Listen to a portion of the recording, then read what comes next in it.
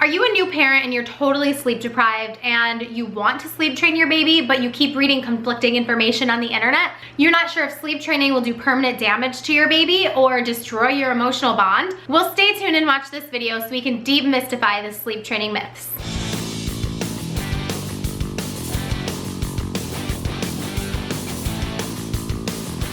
Hey guys, I am Missy Yondo from Slumber and Bloom. I'm a certified pediatric sleep coach and potty training coach. If you're interested in learning all about sleep and potty training, then make sure you subscribe to my channel and click the bell so you get notified every time I put out a new video. Let's jump into today's topic. So obviously, based on the title of this video, you know that we're going to be talking about sleep training and crying and if it is going to emotionally damage your child. Now, I will give you a disclaimer that I have 3 children of my own, ages 3, 5, and 6, and not one of my children were sleep trained using the full-on extinction method. That means that I do not support full-on cry it out. Now, I guess this is like disclaimer number 2, that I have to say that there are different definitions for different people of what cry it out is. To me, in my mind, cry it out means that you are saying goodnight to your child, putting them in their crib while they're awake, walking out of the room, closing the door, and not going back until morning, and letting them cry it out.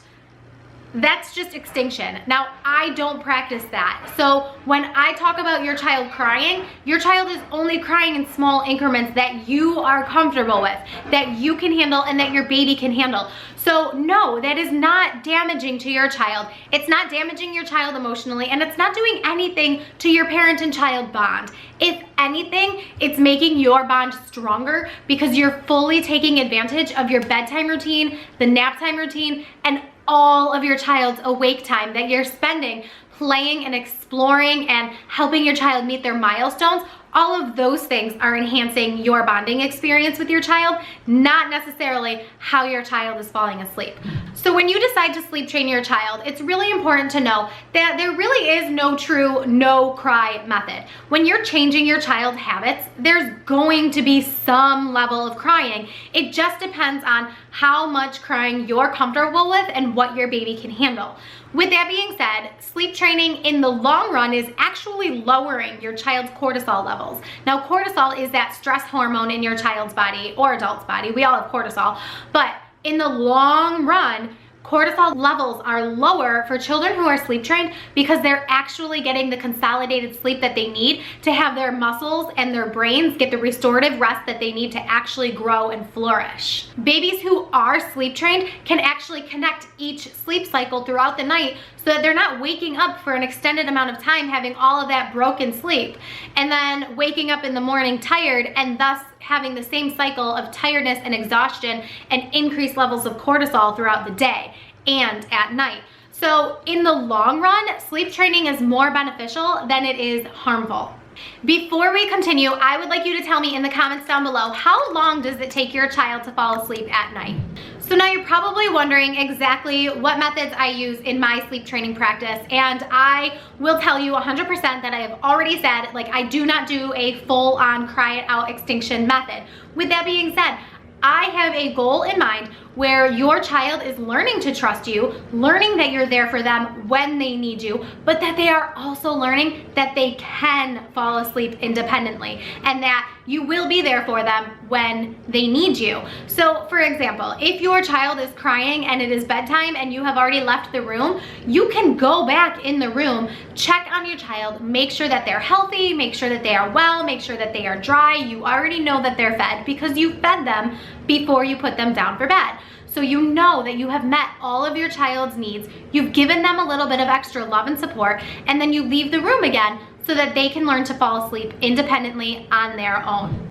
When parents are consistent and use consistent phrases with their children at bedtime, then your child is really learning the consistency of a bedtime routine and they know exactly what to expect, and they will more readily and more easily be able to produce the melatonin that they need in order to be sleepy and fall asleep on their own. It's important to use a key phrase when you're laying your child down for bed and using the same consistent phrase every single night and every time you enter that room before your child falls asleep. So for example, if you say, "It's night time, I love you, I'll see you in the morning," every single time, then your baby is just hearing that over and over and over again. I'll see you in the morning, I'll see you in the morning, it's night time, I love you, I'll see you in the morning.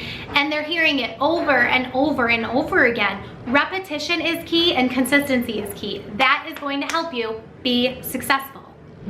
Another huge disclaimer that I need to throw out there is that I need you to check with your pediatrician before sleep training. There are always circumstances in which a doctor may say, no, let's not sleep train, or your baby still needs this number of feedings through the night. You can go ahead and sleep train, but with the expectation that you're still gonna be getting up 1 to 3 times a night for feedings because your baby still needs them.